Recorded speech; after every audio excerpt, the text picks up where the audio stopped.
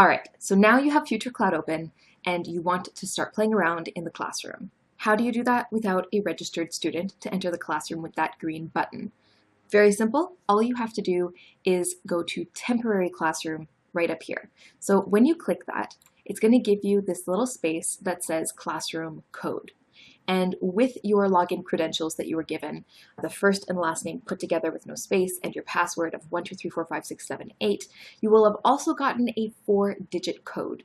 Usually it's a mix of numbers and letters, and that's where this one goes. So you're going to type in your code. I'm going to put in mine, and then I have an option to either click S or T. So you don't just hit enter and it brings you into the classroom. You have to actually actively make the choice over here. So pretty intuitively, student is S and teacher is T. So the only time you're going to be clicking S is if you are logging in to be somebody else's mock student. You're not going to be clicking this to log into your own classroom because it gives you limited abilities. So you won't be able to use your toolbar unless the teacher who's logging into that classroom, presumably, will authorize you. You won't be able to upload any files. You won't be able to do much of anything except for wait and maybe take some screenshots. So not really in your best interest to log in as student unless you've been assigned as mock student or you're helping out a friend. So most of the time, you're going to be clicking T for teacher. This gives you all the same administrative power as you would have if you were in your regular registered classroom with a student. So let's go ahead and click that now. And it's going to then launch Future Cloud and do an equipment check. You might hear some music playing very shortly because the first thing it's going to check is your earphones.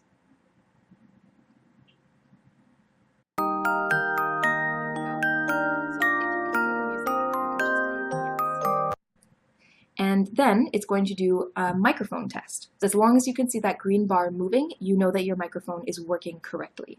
So you can hit yes. All right, so this is where you would check your webcam. But because I'm currently using Zoom to show my image in the corner over here, I won't be able to see my video. But let's say this is an issue that you're experiencing. Even if you don't have your webcam used in another application, you might want to just click this little drop-down menu. This is available for all of the different equipment, so your microphone and your earphones, and just see if you can double check which ones of these are being used. And if you want to change your input, you can just select the alternative option. It's always a great idea to have at least a backup plan.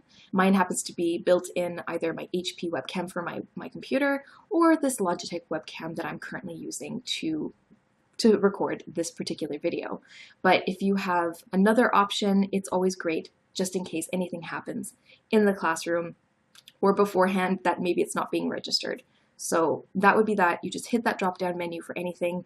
And I'm going to hit yes simply because I know what the problem is. So that will be okay for me. But you want to make sure that in each of these situations that you can actually see yourself and you can actually hear and be heard. So once that's all good, you just hit OK and your device check is complete. So it's really useful because this is integrated into the classroom and you don't need to do a separate equipment check using any external software. It's all built into our virtual teaching classroom.